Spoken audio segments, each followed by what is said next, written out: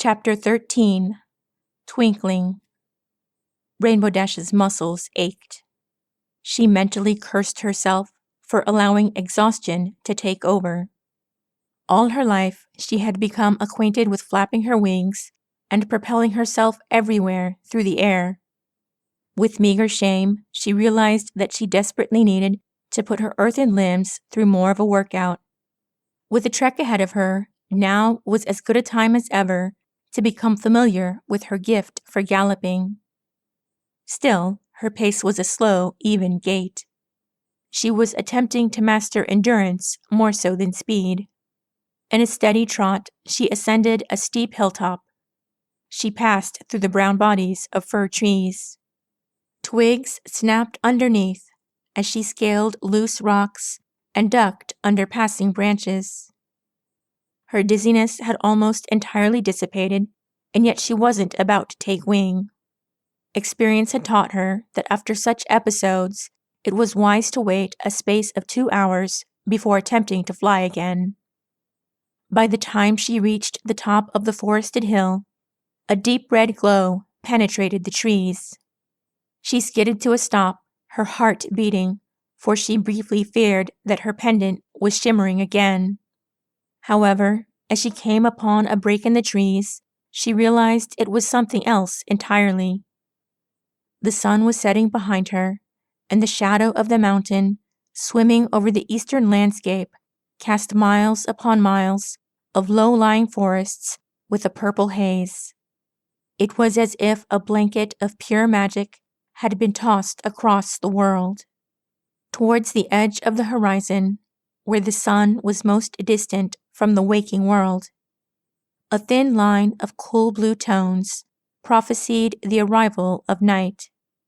If Rainbow Dash was to face west and then twirl 180 degrees back towards her boundless destination, she'd be greeted with half a spectrum's worth of melting colors.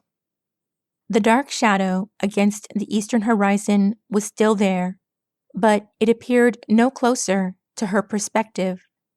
She wondered over just how immensely huge the structure must have been. From the distant angle, Rainbow Dash assumed that perhaps it could have been a massive butte. There was no telling just how tall the structure was, but the fact that it was noticeable from several miles away made her ponder. Certainly, it had to have been on the map. Rainbow Dash squatted down and reached into her saddlebag. She was halfway through unscrolling the parchment when something dimmed in her peripheral vision. She tilted her gaze up, blinking.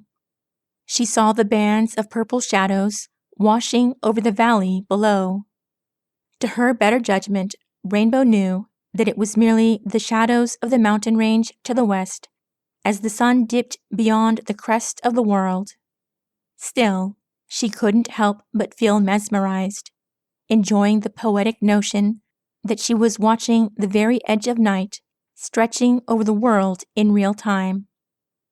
Rainbow Dash knew she had only so little light left before she could look at the map without the aid of her pendant. Still, she simply sat in place on the side of the mountain, like a young filly would attend a puppet show, and gazed as the world was slowly swallowed into blissful twilight. The stars broke out overhead. The world was awash in a pale glow. If she shouted into the blossoming void, Rainbow wondered if her voice would echo all the way to the four corners of the earth. The moon rose, and it was still not full. Rainbow Dash judged it would be just a day or two. She wondered if her voice still had any use other than yelling. Her mouth became briefly dry, so she chose to gaze away from the bright orb in the sky, and once again she was at peace. Rainbow Dash never saw herself as a mare who appreciated beauty, but perhaps it was never too late to start. She sat there, staring into the edge of night, not bothering to count the passing hours. Sleep came upon her like a phantom, and she couldn't remember when the twinkling stars ended and her rolling eyes began.